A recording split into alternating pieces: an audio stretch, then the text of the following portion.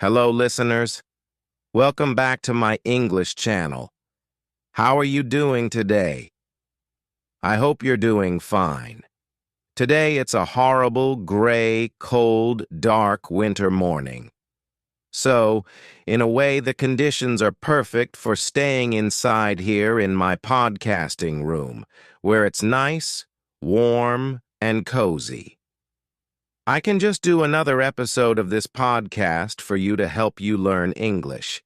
This time, it's another episode of Learn English with a short story here on my English channel.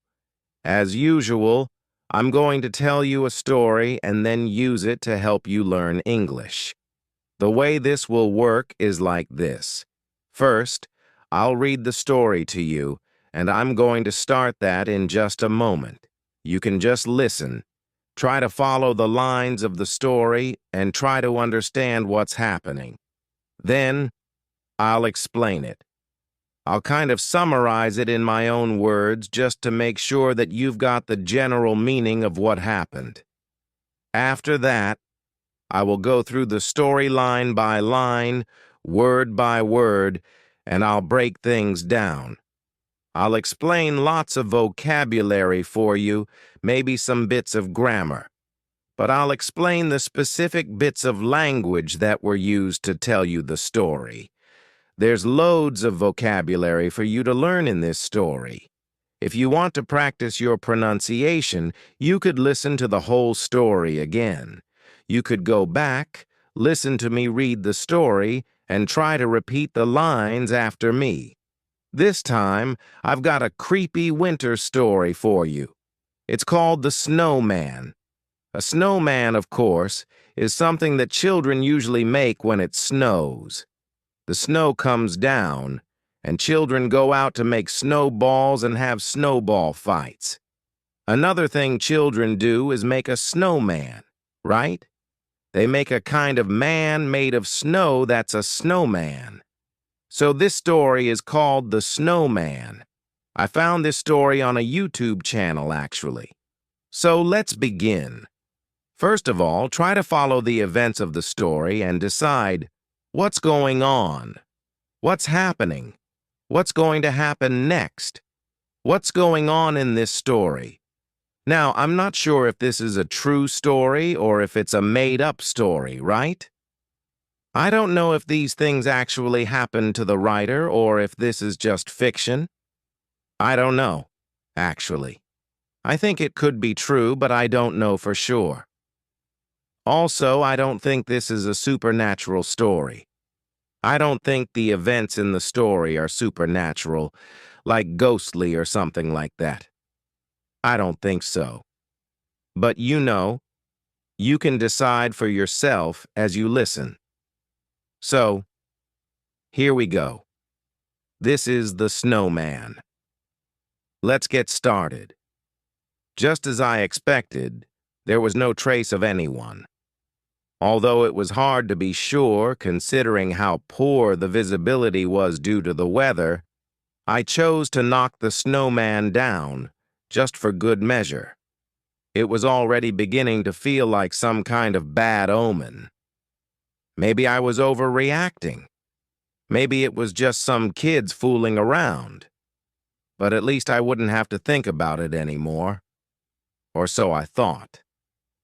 The following night, things got even worse. I woke up again, but this time I knew for sure it wasn't from a dream. It was a loud thud, like the sound of something hitting the window. I glanced through the window and was shocked to see the same snowman, identical to the day before. I remember turning in quite late that night, and there was no sign of a snowman when I turned out the lights. So, I was pretty sure it wasn't a kid's prank. I mean, who would let their kids out this late to build a snowman? And what was that noise on the window? The last thing I wanted to do was go outside in the blistering cold. But I knew that if I waited until morning, Any footprints would most likely be covered by another thick layer of snow. I ultimately got dressed, stepped outside, and walked up to the snowman. That's when I discovered a single set of very large footprints leading from and to the forest. I couldn't shake this feeling of being watched, and that somehow I'd made things worse by destroying the last snowman. So I decided to leave it alone and quickly headed back to the cabin. The bitter cold stayed with me that night as I curled up in bed and tried my best to get warm. But the prospect of getting any sleep soon came to an abrupt end with a noise on the glass. I recognized it instantly. The sound of a snowball hitting the window. I knew deep down that it could only mean one thing. Needless to say, I didn't sleep a wink that night, and I left the cabin the very next day. I never knew his name or ever saw his face, but I came to know him as the Snowman. Boo! Ha! Got you. Okay, so that was the Snowman. Let me just try and summarize what happened.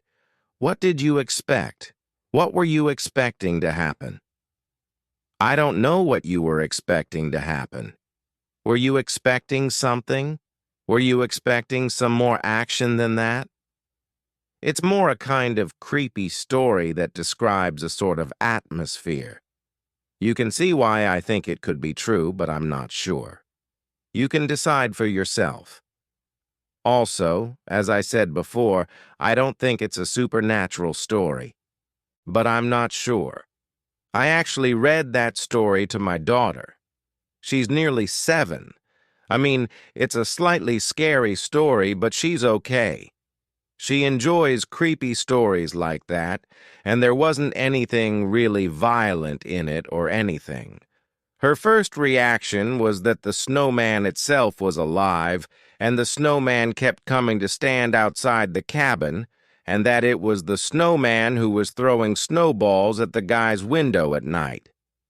I don't think that's what's going on, but it's possible, I suppose.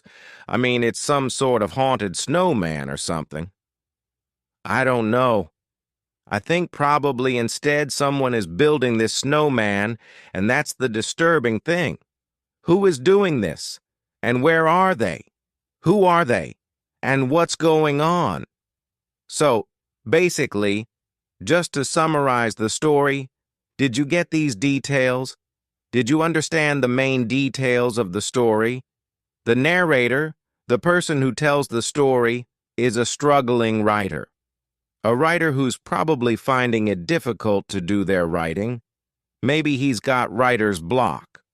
Writer's block is a condition, a sort of thing that affects writers where they just can't come up with ideas. They sit in front of the computer, ready to write more stuff, and just ideas don't come. Writer's block means they sit there staring at a blank screen with no ideas coming. They can't write. It must be very difficult to write novels, to write stories, to write things. You need a lot of inspiration and motivation and stuff, and sometimes those ideas and things just don't come. When you're in that state, it's called writer's block. So maybe the guy's got writer's block, and he decides that he has to try and find a way of clearing his head. He goes to stay at a remote ski resort in the mountains. He chooses to stay in a cabin, which is on the far side of a valley, where there are no other cabins right out on the edge of the resort with no other people around. It's totally isolated, so he can just enjoy being cut off from the rest of the world, get out of the city, and focus on his writing. He is hoping that this will be a way to fix his writer's block. So out he goes, and he spends a couple of weeks there at Christmas time, which sounds like quite a lonely thing to do. He doesn't spend time with his family. No, instead, he's on his own in this cabin in a remote part of the forest where I expect it snows every night because it's a ski resort. The first week is okay, but by the second week, things start to go a bit strange. One night, he wakes up in the middle of the night. He's not quite sure why. For some reason, he feels drawn to the window. He has a look out of the window, and there, in the distance, he can see a snowman, which is a little bit strange. It makes him realize that he's not alone in the forest, that there are other people not far away because there's a snowman that's been built. Okay, a bit weird. Something was strange about it. Something felt a bit off. The main thing was that he realized he wasn't alone. There must have been other people around without him realizing it. Then in the morning, he looked out the window, and the snowman was still there, but a little bit clearer. I wonder if the snowman appears to be getting closer. I get the impression that there's a suggestion the snowman is slowly getting closer to the cabin. It starts off in the distance, you can kind of only just see it, and then it gets clearer and clearer. He remarks that each time he sees the snowman, something is a bit different, and he can see it more clearly. So it seems that the snowman is slowly getting closer to the cabin every time he sees it. The next night, after he's seen it in the daytime, he kind of just ignores it. He just thinks, oh, it must be some kids or something who've made it. But then he goes to bed again, and the next night, it happens again. He wakes up. He's not quite sure why he's woken up. He thinks maybe he had a bad dream or something. He wakes up and again he feels like he needs to look out the window. He looks out of the window. The snowman is still there, but it seems to be clearer again. The suggestion is that maybe the snowman is closer to the cabin this time. I'm not sure quite when, but maybe he wakes up because he's being woken by the sound of something hitting the window. He doesn't realize it at first, but that night he's so disturbed by the snowman that he doesn't really want to go outside to have a look around. So he waits until the next day. He goes out in order to have a look around, see what's going on, and see if he can find any signs of maybe who's done it. He looks around, but the weather is so bad. It's probably snowing quite heavily, and he can't really see much. He can't see any evidence of other people. If there were footprints in the snow, they would have been covered by another layer of snow already. So he doesn't see any evidence of who's done this, but he's so disturbed by it that he knocks down the snowman. He just knocks it down and then goes back to the cabin. Then that night, it happens again. He's woken up by a sound. Doesn't quite know what the sound is. It's kind of like a thud. He wakes up suddenly and again looks out of the window. The snowman is back. It's back again after he knocked it down. It's returned. It's the same snowman. It's back again, and it appears to be even closer to the cabin this time. This really freaks him out. This time, he really doesn't want to go outside the cabin in the middle of the night, in the snow. But I think he feels so disturbed by it that he chooses to go out and have a look.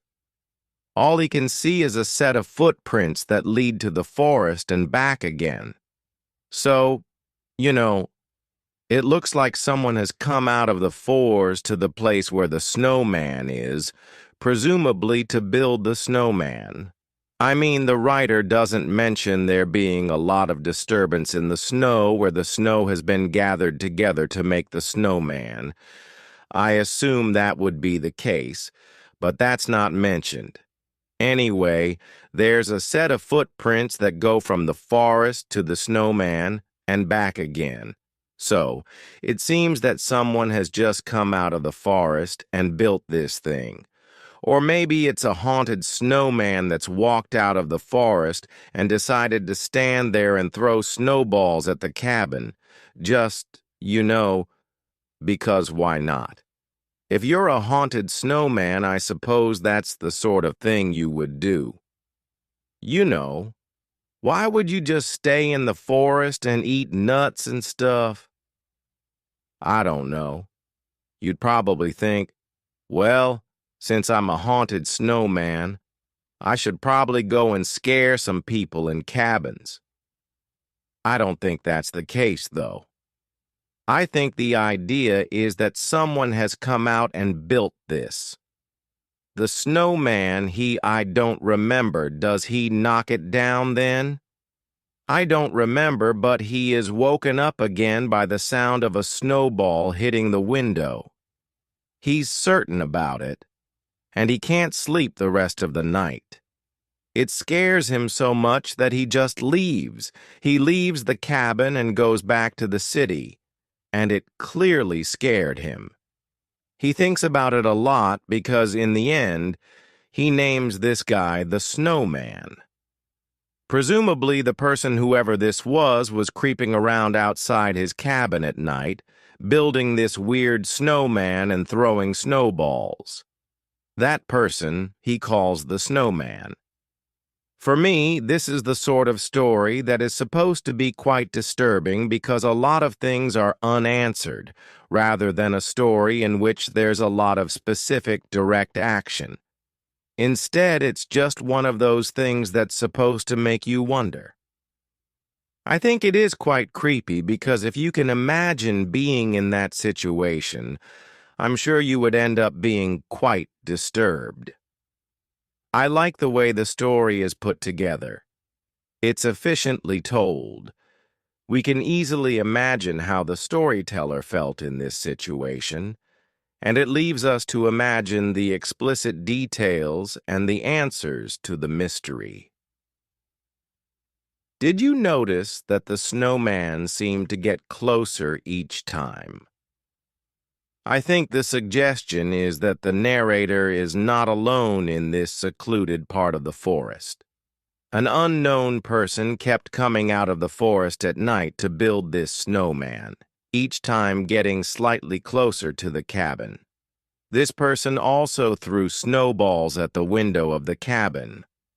I'm assuming that this is the case unless the snowman itself is actually somehow alive and doing these things independently.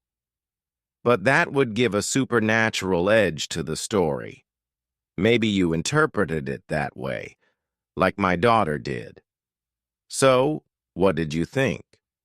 What was your reading of the story? I think these are the options in my mind. Option 1 is that there was a human person outside the cabin, building the snowman each time and throwing snowballs at the window, or the snowman was actually alive and walked out of the forest in order to stand and stare at the cabin and occasionally throw snowballs at the window. Now, assuming that this has been done by a person during the night, who is this person and why are they doing it? I think there are a few possibilities here too. Maybe it's just a prank. A prank is like a trick done as a joke, sort of like a practical joke that people play on other people. So maybe this is just a prank, a kind of trick or joke. But it's not really very funny. It's more frightening, really. Or is it some kind of threat? Maybe it's a form of intimidation, a form of mental manipulation, kind of confusion. Maybe this person is making the writer feel scared for some reason. They're playing some sort of cruel game to manipulate him, maybe to harm him, rob him, or make him feel unwelcome for some reason. Maybe this person outside the cabin is somehow dangerous. What do you think?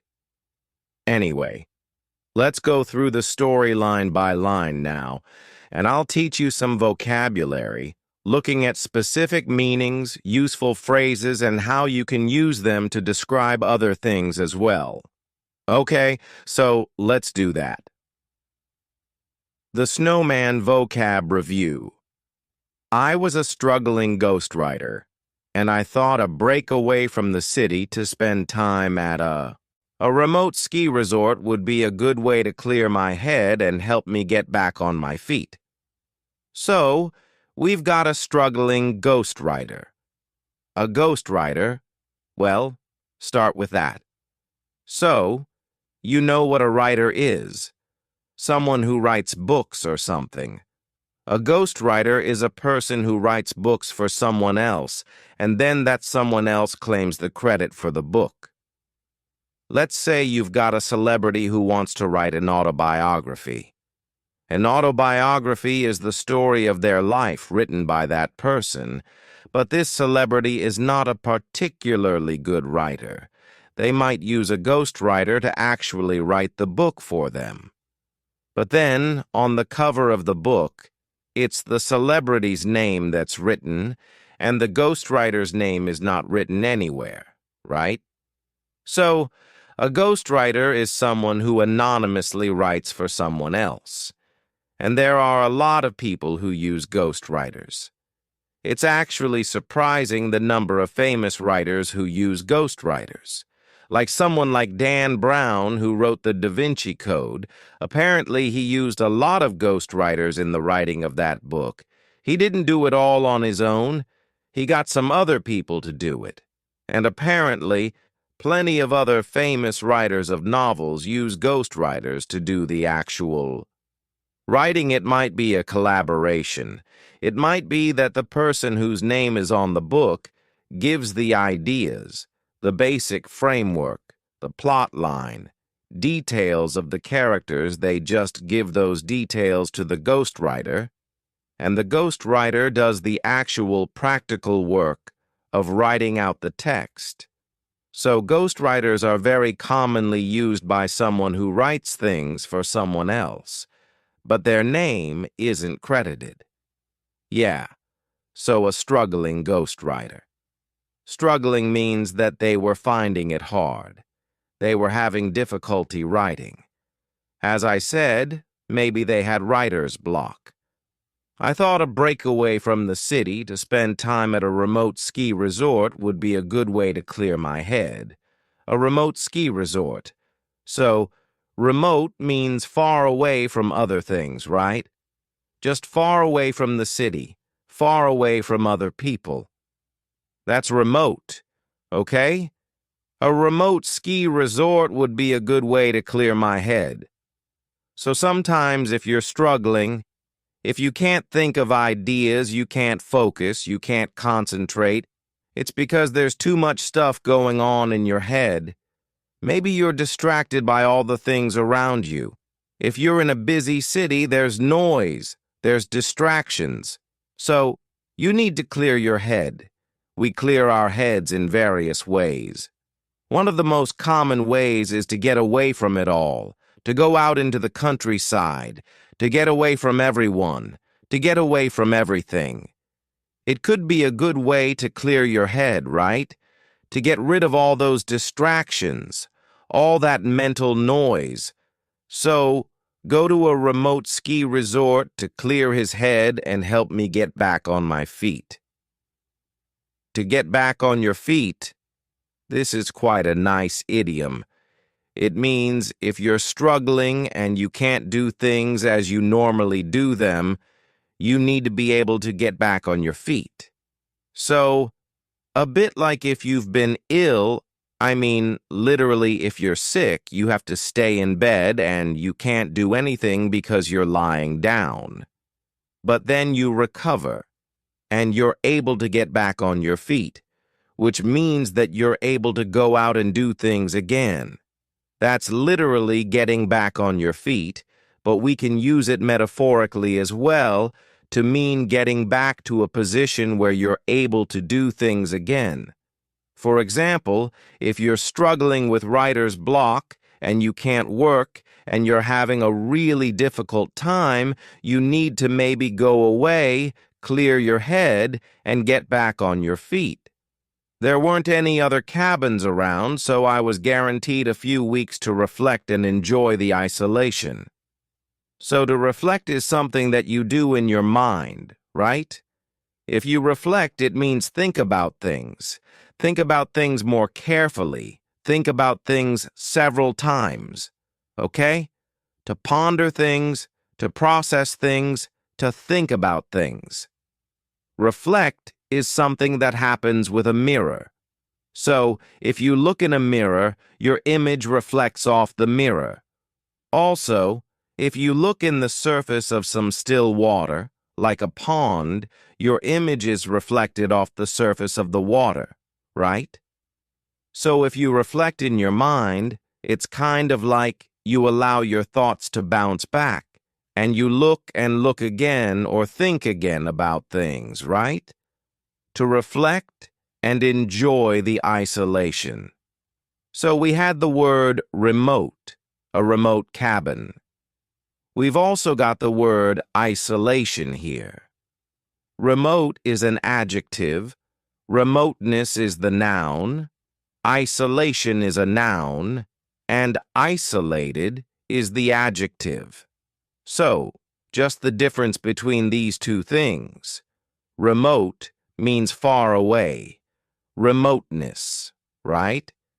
This is referring to something that is physically distant, physically far away from things, or geographically far away from things, or figuratively far away from things. So we talk about a remote village in the mountains. An idea seems to be remote from reality. For example, the suggest that this is an alien snowman, or like a haunted snowman, that idea is quite remote from reality. Here's reality, where there are no such things as haunted alien snowmen, as far as I'm aware.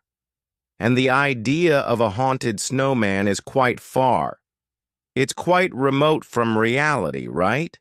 A remote cabin is one which is far away from civilization. Then an isolated cabin, so isolated just means disconnected or alone, alone and not connected to other things.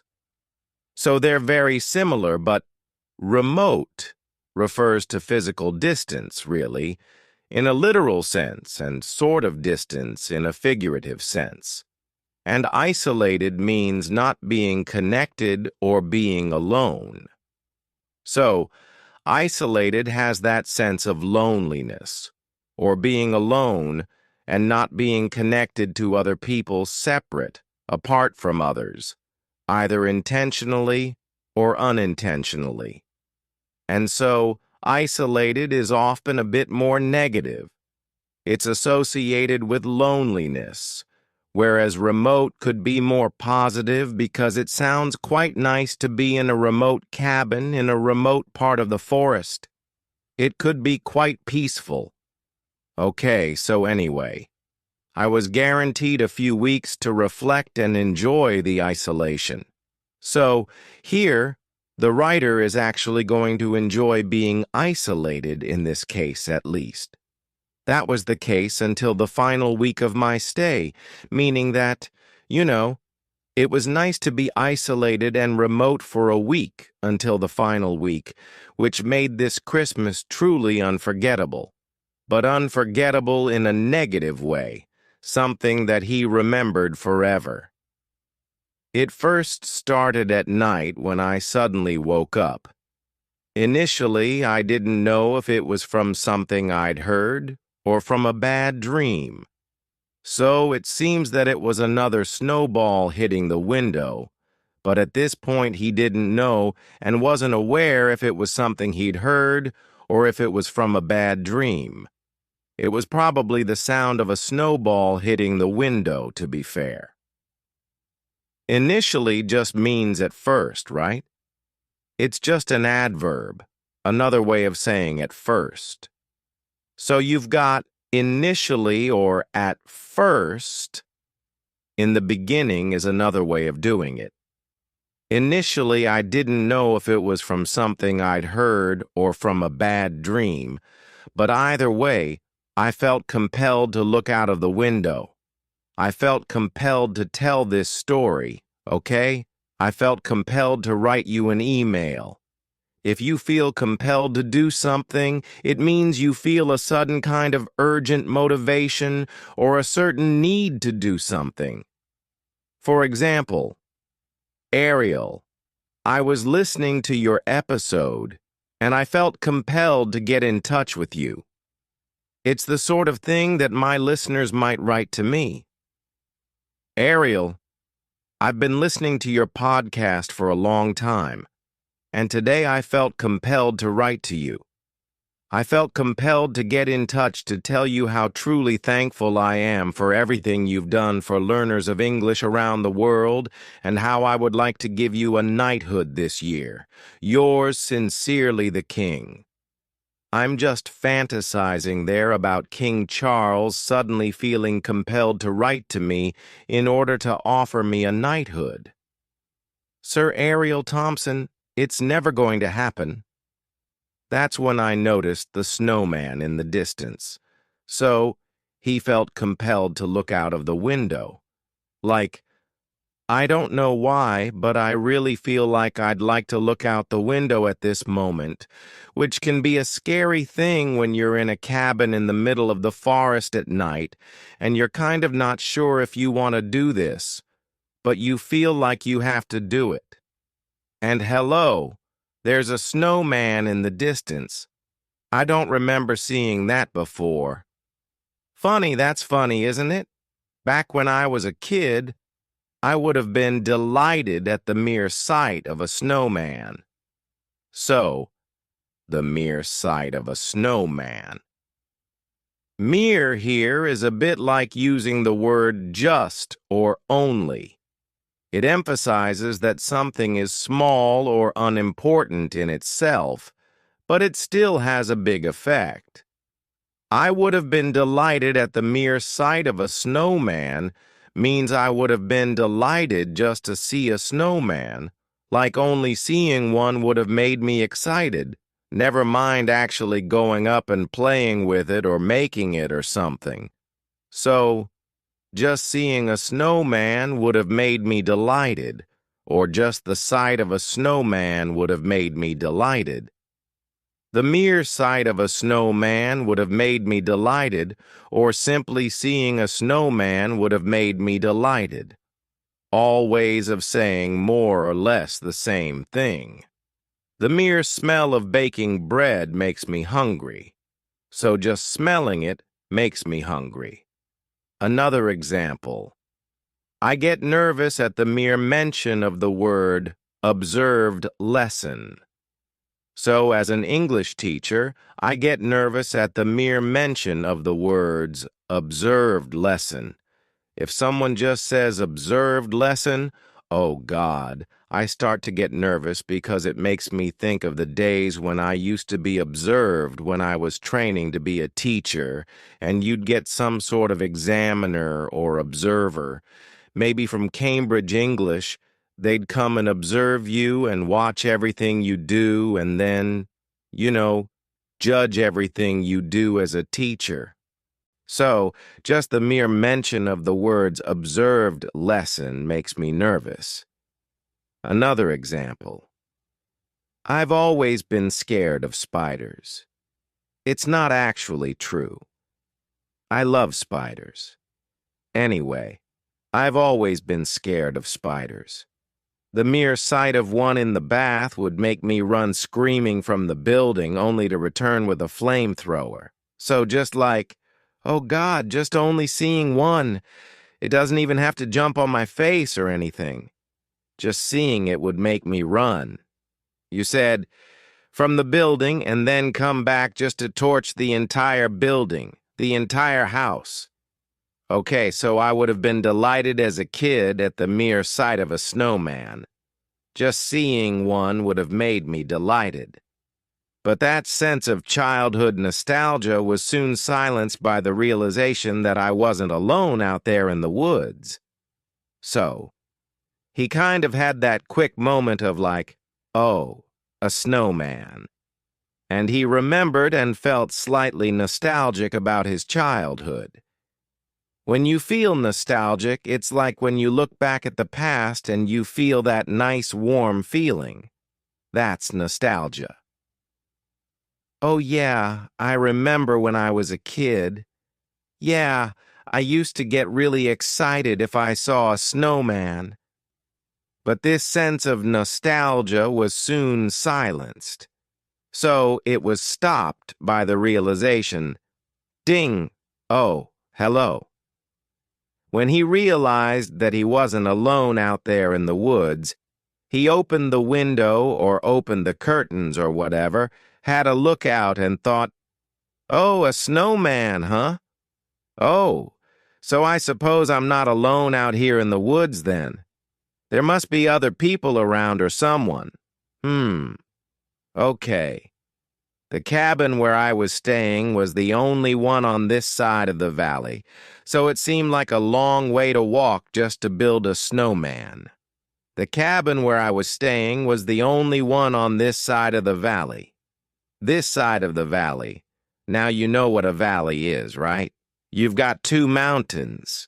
Between the mountains, you've got a valley, and probably at the bottom of the valley, there's a river or something. So this is the valley. It's the space between two mountains, or a part of where the land goes down. Maybe to a river or a road at the bottom. The cabin where I was staying was the only one on this side of the valley. So valleys have sides, right? You've got this side and that side of the valley. Mountains also have sides. The sides of mountains are usually the broader, lower parts of the mountains. Mountains also have faces as well, and these are the upper parts of the mountain, the steep upper parts that you might climb with ropes and stuff to reach the summit of the mountain. Bit of mountain vocab for you there. The summit or peak of the mountain, that's the top that you try to get to if you're a mountain climber. Then you've got the mountain faces. These are probably very steep parts that you need special equipment to climb up, and then you've got the sides of the mountain, which are the larger, lower areas, and then the valley as well, the two sides of a valley. Yeah, okay. So, despite the uncanny feeling, I was still far too tired to give it much thought, and managed to sleep through the rest of the night. So, despite the uncanny feeling, what kind of feeling is this? What kind of feeling is an uncanny feeling? Well, uncanny is basically something that feels strange or mysterious or unsettling, something that makes you feel kind of disturbed, often because it's strangely familiar or difficult to explain. So, something uncanny is strange because it's sort of familiar or difficult to explain. It could be either of those things. Okay, for example, imagine looking at a robot, a really advanced robot that's running with advanced AI.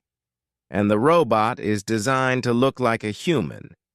It looks a lot like a human, but it's not human. You would say that's quite uncanny, right? It's strange, slightly disturbing because it looks so close to being human, but it's not. So that's an uncanny feeling. You could say the robot's uncanny resemblance to a human made everyone uncomfortable, which is kind of the disturbing thing about these advanced robots. There's something strangely familiar about them, even those ones that walk on four legs, you know? The ones that walk on four legs and open doors and climb over piles of rocks and fire machine guns and stuff. You know those ones? There's something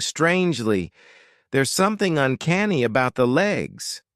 The way the legs move. They look a bit like animal legs or human legs sometimes, but it's a robot. It's a bit disturbing. They have an uncanny resemblance to animals sometimes. Another example.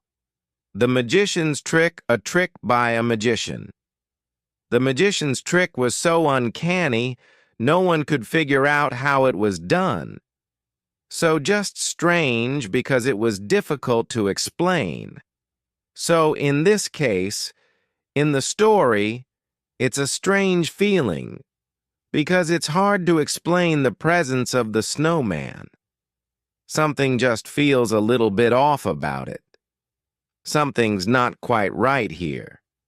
So, despite the uncanny feeling, I was still far too tired to give it much thought,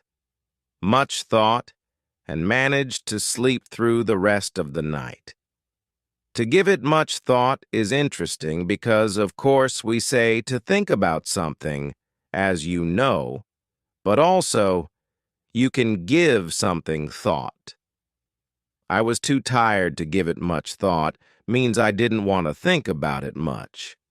So that's just interesting to notice that we can say to give something thought rather than just saying to think about it. I didn't want to give it much thought, or I was too tired to give it much thought means I didn't want to think about it much. Okay, and those things are slightly different. I don't think about it much, and I don't give it much thought are slightly different. I don't think about it much sounds a bit like you're saying, I don't think about it very often. I don't think about her very much could mean, I don't think about her very regularly, and I don't give her much thought means that I don't think about her for a very long time. I don't think about her very deeply, or I don't give her much thought. They're similar, but you can see there's a slight nuance between I don't think about her much and I don't give her much thought, meaning I just don't think about her deeply or for a very long time. Okay, so in this case, I was too tired to give it much thought. So he didn't think about it very deeply and managed to sleep through the rest of the night. The following morning, to no surprise, the snowman was still there. To no surprise is just another phrase you could use instead of saying unsurprisingly.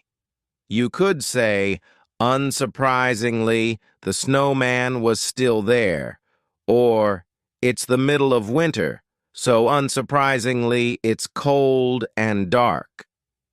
The following morning, to no surprise, the snowman was still there. You could finish that sentence. Unsurprisingly, it was quite long, or unsurprisingly, it was absolutely brilliant, a work of genius. Next, I couldn't quite put my finger on it right then, but I got this strange notion that something was different about it. I couldn't put my finger on it means to define, identify, recognize, or explain something. I just couldn't quite put my finger on it means I couldn't really explain it. I couldn't define it. I couldn't identify or explain exactly what it was, in this case, the feeling I was having. So you know that something is strange or wrong, but you just can't quite explain it. You can't quite put your finger on it. Another example. There was a strange atmosphere in the room. It was like something was not quite right, but I just couldn't put my finger on it. Another example. His face seemed strangely familiar, like I'd seen him before, but I just couldn't put my finger on it. No matter how hard I tried, I just couldn't put my finger on it. And then he shouted, "Stop poking me in the face with your finger." Oh, sorry, I met a man, and his face seemed very familiar, but I just couldn't put my finger on it no matter how hard I tried. I just couldn't put my finger on it until he shouted at me, "Stop poking me in the face with your finger," you said, much thought and managed to sleep through the rest of the night. To give it much thought. To give something thought is interesting because, of course, we say to think about something, as you know, but also you can give something thought. I was too tired to give it much thought, meaning I didn't want to think about it much. I didn't want to give it a lot of thought. So that's just interesting to notice that we can say to give something thought rather than just say to think about it, right? And also to give it much thought. I didn't want to give it much thought means I didn't want to think about it much. Okay, and those things are slightly different. I don't think about it much, and I don't give it much thought. Those things are slightly different. I don't think about it much. Sounds a bit like you're saying, I don't think about it very often. I don't think about her very much could mean I don't think about her very regularly. And I don't give her much thought means I don't think about her for a very long time. I don't think about her very deeply. I don't give her much thought, they're similar, but you can see there's a slight nuance there between I don't think about her much, meaning very often, and I don't give her much thought, meaning I just don't think about her deeply or for a very long time. Okay, so in this case, I was too tired to give it much thought. So he didn't think about it very deeply and managed to sleep through the rest of the night. So, sleep all the way through without waking up. The following morning, to no surprise, the snowman was still there. All right, to no surprise, it's just another phrase that you could use instead of saying unsurprisingly. So you could say, unsurprisingly. Unsurprisingly, the snowman was still there, or it's the middle of winter, so unsurprisingly, it's cold and dark. Okay. The following morning, to no surprise, the snowman was still there. You could finish that sentence. Unsurprisingly, it was quite long. Or, unsurprisingly, it was absolutely brilliant, a work of genius. Next, I couldn't quite put my finger on it right then, but I got this strange notion that something was different about it. I couldn't put my finger on it, so put your finger on it means define, identify, recognize, or explain something. I just couldn't quite put my finger on it. This means I couldn't really explain it, I couldn't define it, I couldn't identify or explain exactly what it was, in this case, the feeling I was having. So, you know that something is strange or wrong, but you just can't quite explain it. You can't quite put your finger on it. Another example. There was a strange atmosphere in the room. It was like something was not quite right, but I just couldn't put my finger on it. Another example. His face seemed strangely familiar, like I'd seen him before, but I just couldn't put my finger on it. No matter how hard I tried, I just couldn't put my finger on it. And then he shouted, "Stop poking me in the face with your finger." "Oh, sorry. I met a man, and his face seemed very familiar, but I just couldn't put my finger on it. No matter how hard I tried, I just couldn't put my finger on it until he shouted at me, "Stop poking me in the face with your finger, you idiot." "Oh, sorry. You seem very familiar. I just can't put my finger on it." "I know. Get your finger away from my face." Obviously, we're not literally putting our finger on something. It's just an idiom. I just can't put my finger on it. There's something strange about that. I just can't quite put my finger on it. And it's different from that expression when you can't think of the word. If you can't think of the word, like, no, what's that word? It's just, what's his name? What's his name? You know the actor? It's, he's in that, he's in those films. You know the one, the actor, the American one? Yeah? And that's what we would say. It's on the tip of my tongue. So that's different. That's when you can't quite remember the word for something, you'd say, oh, it's on the tip of my tongue. But this is, I can't quite put my finger on it. It means I can't explain it.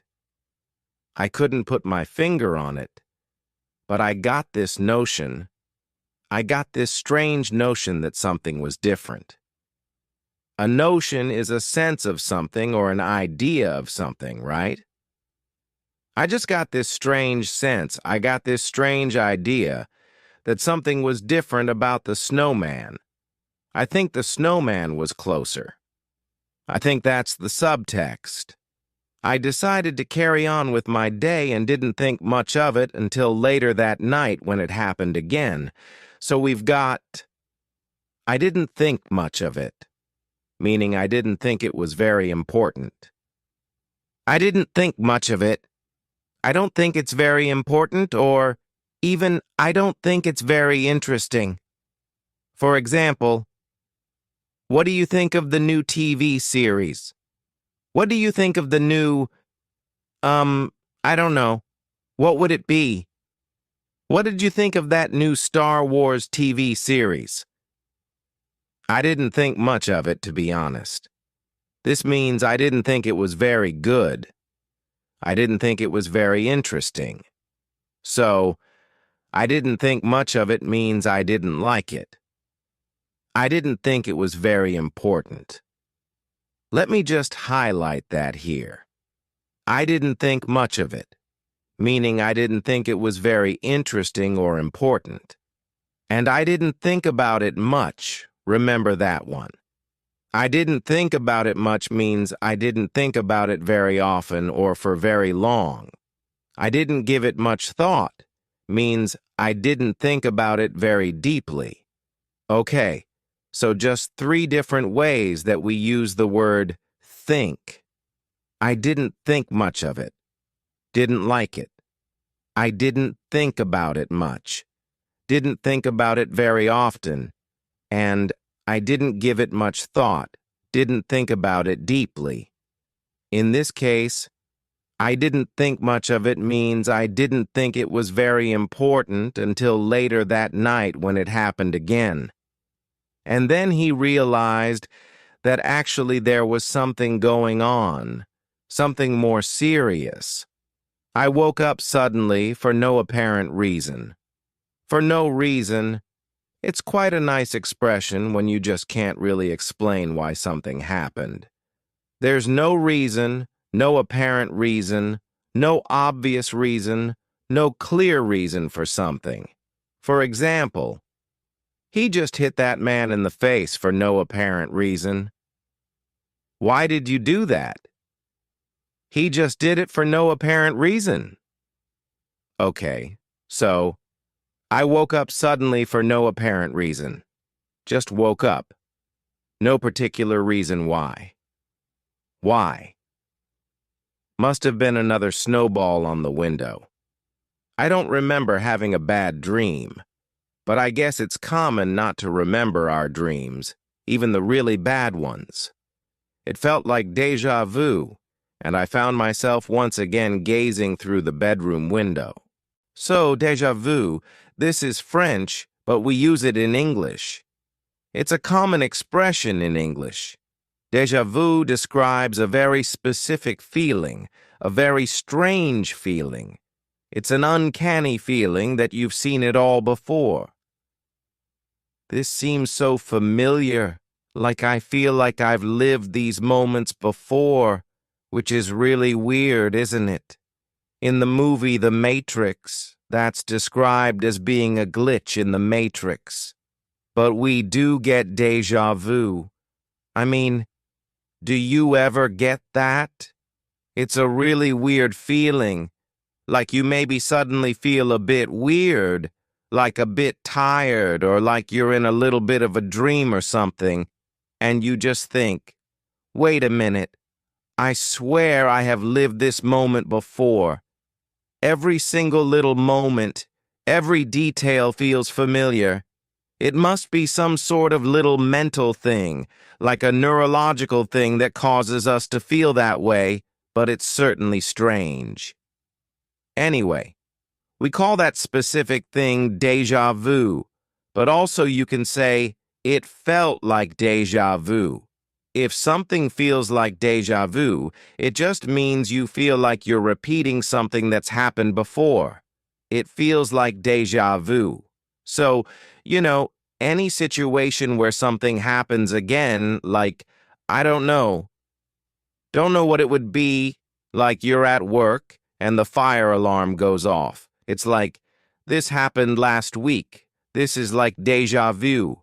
It's just something that happens again, repeatedly. You can, and it's sort of strange, you can say, it feels like déjà vu. So it felt like déjà vu, like, that's weird.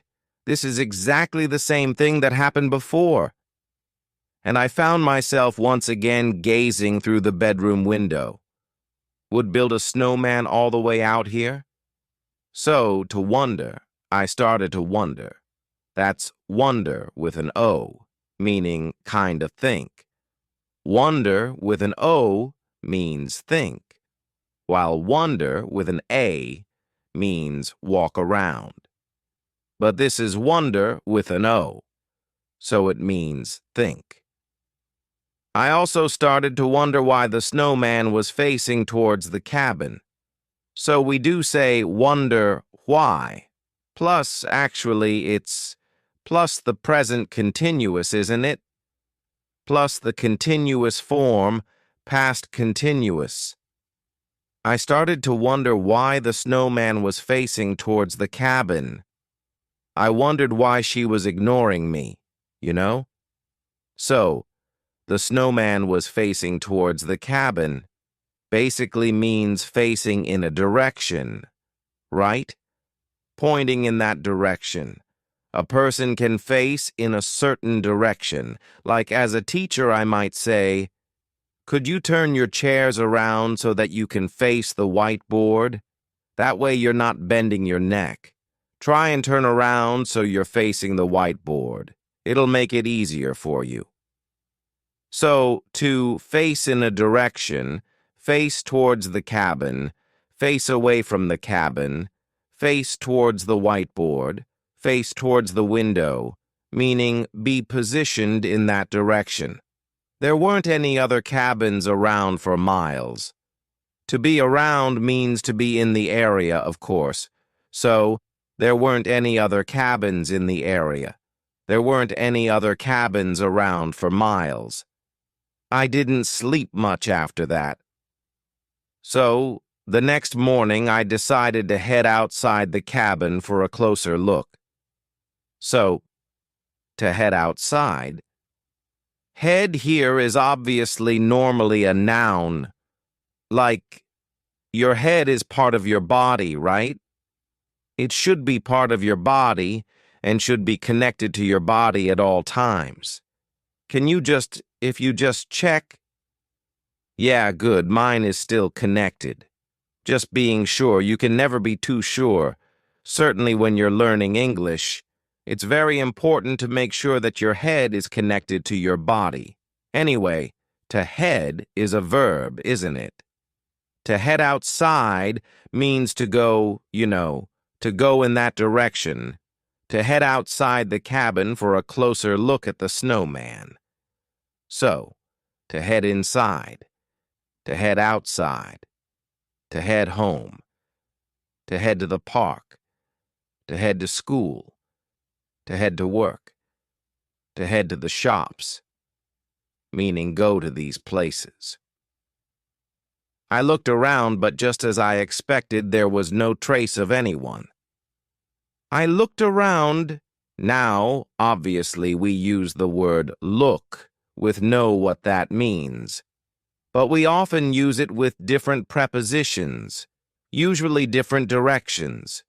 You look up at the sky, look down at the ground, look for something. Where is it? Where is it? Where's my key? Is it here? Is it here? I'm looking for my key.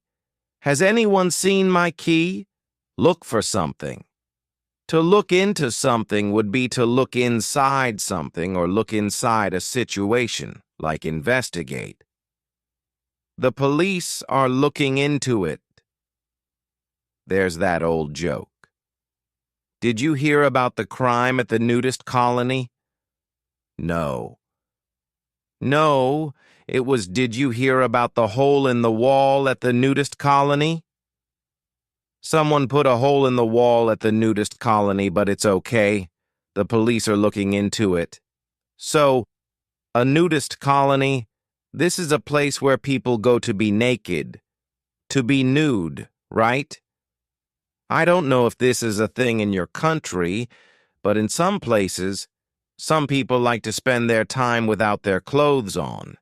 It must be liberating and nice. I mean, I would find it pretty embarrassing, but that's probably the wrong way to think about it. But nudist colonies are these private places where people can go and just spend their time without their clothes on. I don't think they do any stuff.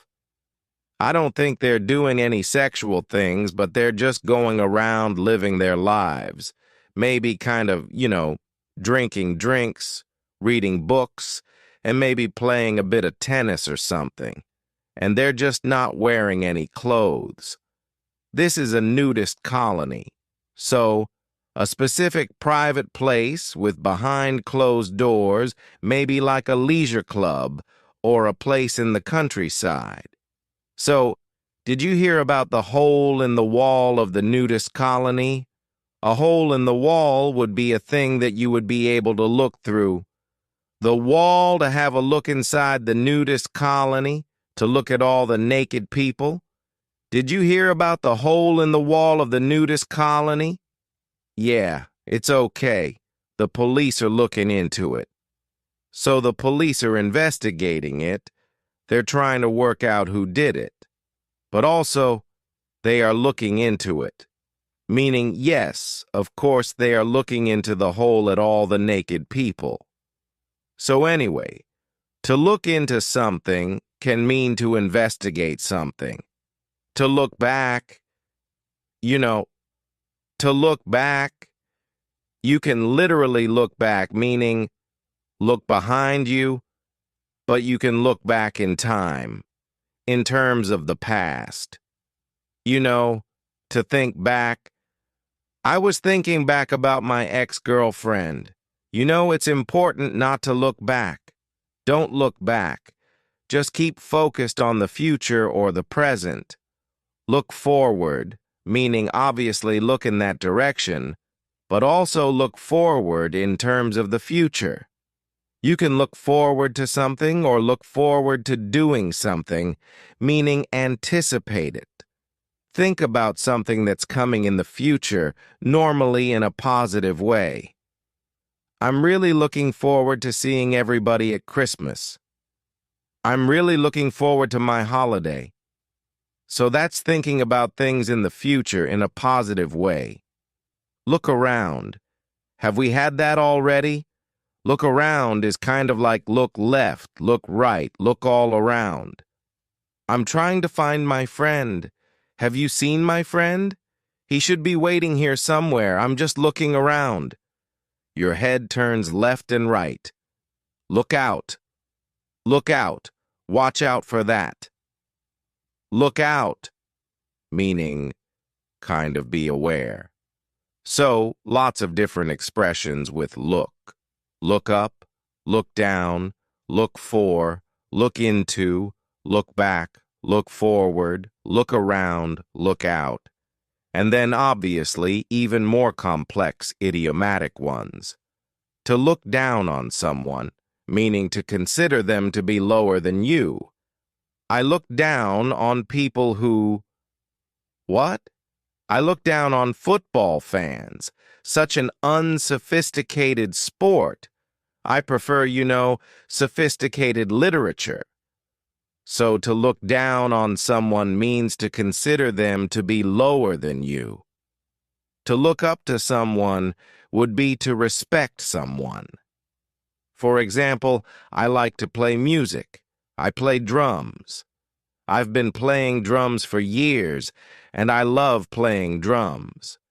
But I have, my drum heroes who I really look up to.